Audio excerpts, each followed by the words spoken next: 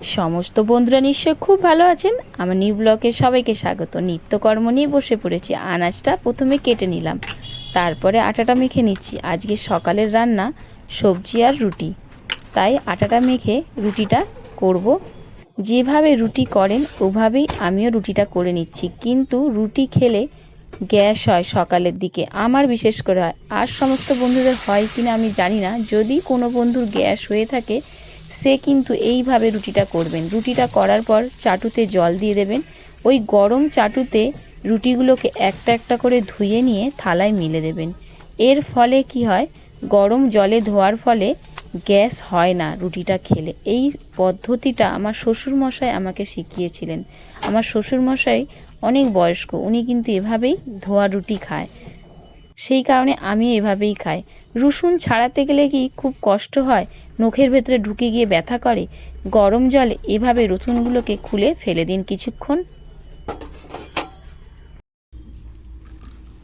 দেখুন রসুন কোয়াগুলো গরম জলে কিছুক্ষণ রাখার ফলে কিরকম ম্যাজিক। এক হাতে এরমভাবে ঘষলেই রসুনের ওপর থেকে খোসা উঠে আসছে। রসুন ছাড়াতে সত্যি বিরক্ত লাগে, ছোট ছোট কোয়া ধরে ছাড়াতে অধৈর্য। তারপরে রসুনের মাথা যদি নখের ভেতরে ঢুকে যায় 2 থেকে 3 দিন নখটা পুরো ব্যথা থাকে। সেই কারণে রসুন ছাড়াতে খুব কষ্ট। এভাবে ছাড়াবেন, খুব উপকার পাবেন। আজকে সকালের কাজে আপনারা শরীর ভালো রাখার 2টো টিপস পেলেন। এক, রুটি যদি ধুয়ে খান গ্যাস হবে না। আর রসুন যদি গরম জলে এরমভাবে ফেলে দেন, ধোয়া মানে ঘষে নেন, তাহলে পরিষ্কার হয়ে যাবে। রসুন ছাড়াতে নখের কোণে আর ব্যথা হবে না।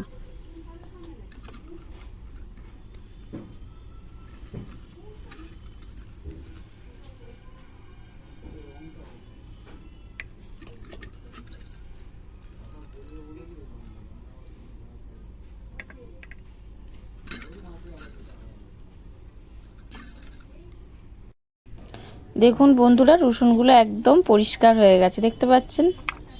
এভাবে রসুন আপনারাও ছাড়িয়ে ফেলবেন চটপট।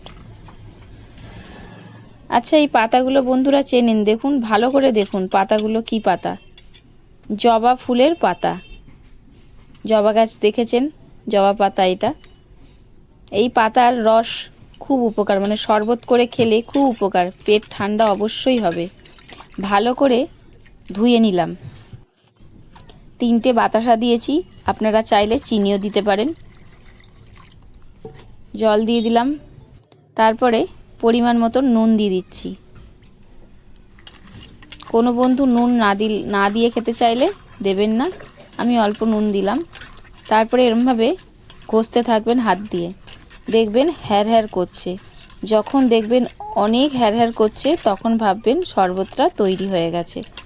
ভীষণ পেট ঠান্ডা রাখে, অবশ্যই ট্রাই করবেন, উপকার পাবেন। আবার একটা শরীর ভালো রাখার টিপস পেয়ে গেলেন। যদি মনে করে থাকেন ভালো টিপসটা কাজে লাগছে, প্রতিদিনই খেতে পারেন, কোনো ক্ষতি নেই এই শরবতটা খেলে। তারপরে ছাঁকনি দিয়ে ছেঁকে নেব।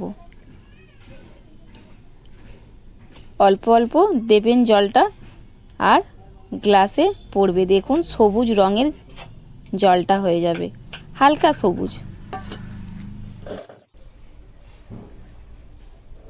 দেখুন হালকা সবুজ, ভীষণ পেট ঠান্ডা রাখে।